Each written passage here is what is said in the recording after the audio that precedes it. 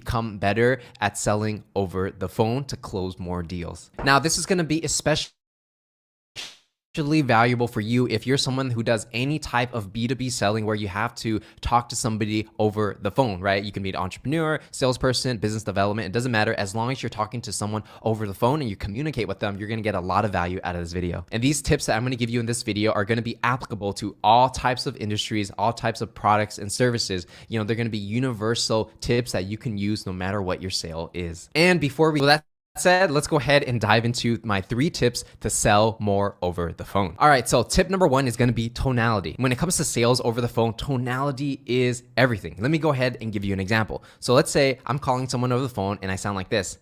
Hey John, how's it going? My name's Patrick. How are you doing today? Right? Obviously, I'm kind of exaggerating it, but if you heard someone talk to you like that over the phone, you might laugh or you might not take this person seriously, right? That's a very stark difference from, me, how I normally am, which is, hey John, how's it going? It's Patrick. How are you doing today?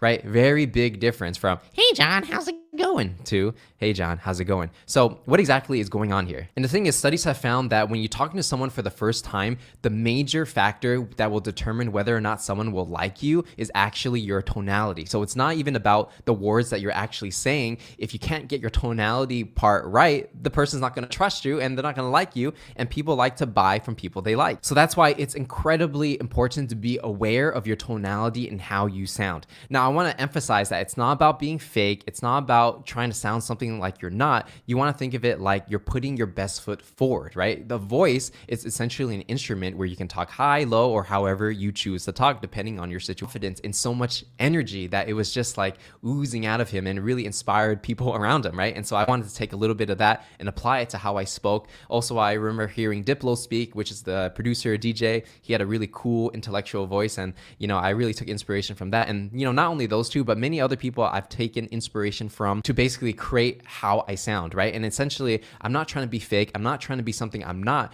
The voice is an instrument you can use to sound however you want. And when it comes to actually how I sound when I talk to customers over the phone, basically I have 3 go-to techniques or 3 go-to voices that I typically go to. And you can actually use this as inspiration to figure out which one works best for you, right? So the first voice that I use when I'm talking to a prospect over the phone, let's say I'm meeting them for the first time, is actually my positive voice. For the positive voice, I tend to have more energy, I tend to smile, and basically I get the person excited to talk to me and be interested in my products and services, right? So I could say something like, hey John, how's it going? It's Patrick. How you doing today? Right? So that's my positive voice. But you can see I'm a very positive person, right? Naturally. Now, usually I start out with the positive voice, and as the conversation continues, the person gets excited in buying my products and services. Sometimes I run into objections where, things get a little more serious or there's a little conflict, right? And I have to overcome them. So then I'll switch from the positive voice into my cool voice, okay? So you want to think of the cool voice as like a radio voice late night, right? So I would say something like, hey John, I understand that it's a little expensive, like you were saying, and, you might not have the budget for this right now, right? So, I'm just giving a random example of how I would handle objections, but you can kind of see the difference in the tonality. The first one was, hey John, how's it going? This is Patrick. The cool voice is, hey John, how's it going? This is Patrick. As you can see, the positive voice gets someone excited. The cool voice makes people feel calm, right? So I want to use those different tonalities depending on where I'm at in the sales situation. Usually I get them excited in the beginning, and then I use the cool voice when I come into any type of conflict or sales objection. Now, throughout the entire sales process, you're using different tonalities. Technique that I really like to use is mirroring and matching. So essentially what that is you're observing the tonality and pacing and speed and energy that someone has as they're speaking over the phone, right? So if someone has a lot of high energy, what I want to do is I want to put my energy levels a lot higher, speak a little faster to kind of match their level, right? Now, if someone's speaking more calmly, like, hey Patrick, how are you? Then I'm going to speak more calmly and say, hey Julie, thanks for asking. I'm doing okay, right? So basically, if you match their tonality, subconsciously what people feel is that this person is just like me and he gets me, right? So when you make people feel that way, they trust you, they like you, and it's a lot more easy to communicate with them and, get them to a point where they're ready to buy. So to summarize tonality, there's a positive voice, there's a cool voice, and the entire time you also want to mirror and match and kind of match their levels of tonality so that you can build that trust and rapport. And remember, it's not being fake, it's putting your best foot forward. Okay, so now we're going to move move to tip number 2 when it comes to closing sales over the phone, and that is using the 80-20 rule to ask more questions, okay? So the 80-20 rule essentially says that 80% of your results come from 20% of your actions, okay? So when you're talking to somebody over the phone, what you want to do is you want to ask questions and talk 20% of the time, and you want to let your prospect talk 80% of the time. So pretty much they're talking almost the entire time, right? And all you're kind of doing is guiding them into topics that you want to cover using questions. So for example, let's say you're talking to somebody over the phone, and one of the first questions you might ask is, so John, what got you interested in this call today? Right, something like that. And John might tell you, oh, I have this big problem on blah, blah, blah, blah, blah. And they talk more and more and more, right? And you listen. And you can ask more questions and go a little deeper and say, oh, that's pretty interesting. Can you tell me a little bit more about that? And they might talk a little bit more and tell you more problems. And you can ask more questions to dive even deeper. So for example, oh, that's really interesting. Has this always been a problem for you guys? Right? They can talk a little bit more. So you can ask more questions, dive even more deeper. And you could say, seems like you've been experiencing this problem for quite a while now. Have you done anything to actually try to solve it yet? Right? And they're going to keep talking more and more. And the reason why you want to do this is, what you want to do is during a sales meeting, you want to ask questions to uncover a prospect's pain, right?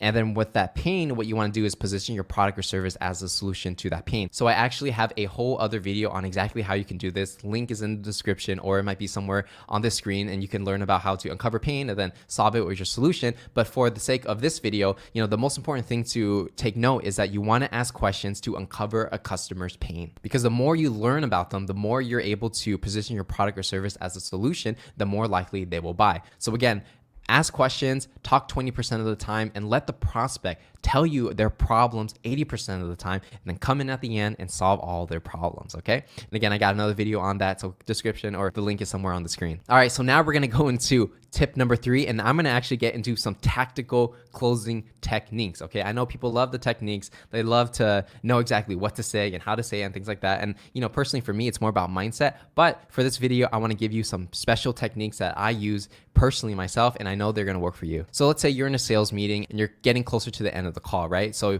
you already understand their problem. They're talking 80% of the time. You pitched your product or service and show them that you can solve their problems. And then from there, you want to move forward with the deal and actually close it, right? So one thing that I like to do is this. Towards the end of the meeting, I'll say something like, hey, Sally, based on everything that we talked about so far, is there anything else you need to see before you make a decision? So I'm going to repeat that again. Hey, Sally, based on everything that we talked about so far, is there anything else you need to see before making a decision?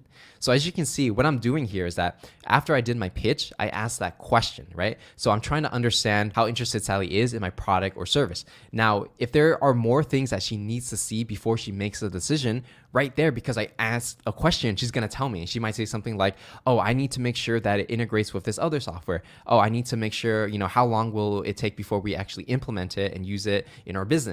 How long will it take before we actually get results, right? These are some of the questions or maybe even objections that might come up. And this is great because you're uncovering these objections. And because Sally or whoever you're talking to is telling them to you because you asked the question, then you can answer those questions immediately and give answers, right? So once you ask the question, Sally will tell you all the things that she needs to see before she makes a decision. You answer all these things and then you ask again. So, okay, Sally, so we covered all the things that you wanted to cover. Is there anything else you need to see before you make the decision, right? Sally might say, nope, that's it. We're ready to go. Or Sally might say, oh, there are a couple other things that we may need to talk about. And then you continue with that process, right? But that's essentially how you close. You look for all the pieces that need to be unblocked, and then you get Sally to tell you what those pieces are, and then you unblock them, and then Sally's ready to buy.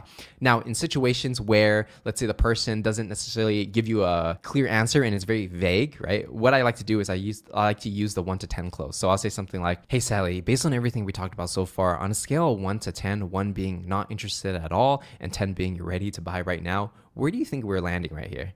And Sally might say, well, we're kind of at a 7 right now. Then I would say, okay, 7, not too bad. I'm just curious, right now we're at a 7, but what would it take for you to actually get to a 10?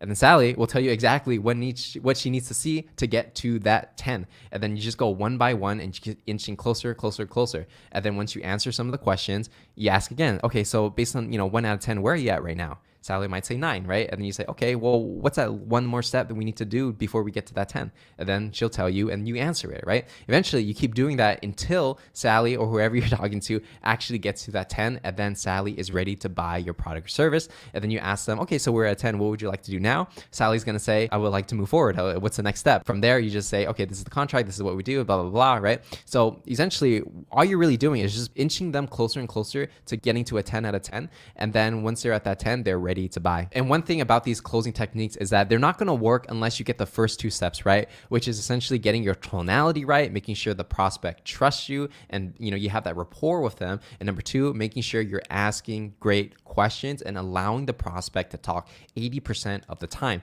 Then you're actually setting yourself up for an easier close towards the end. And then you can use the techniques of, the 1 out of 10 close, or, what else do you need to see before making a decision? And then from there, you can actually close the sale. So in conclusion, those are going to be my top 3 sales tips to close more deals over the phone. The first one was tonality, making sure you're building trust and rapport with the prospect by how you sound. And of course, you decide how you want to sound to make it more pleasant to their ear. Number 2, making sure you ask questions, let the prospect tell you the problems. And number 3, use these closing techniques to actually move forward with the deal. So with that said, if you made it to the end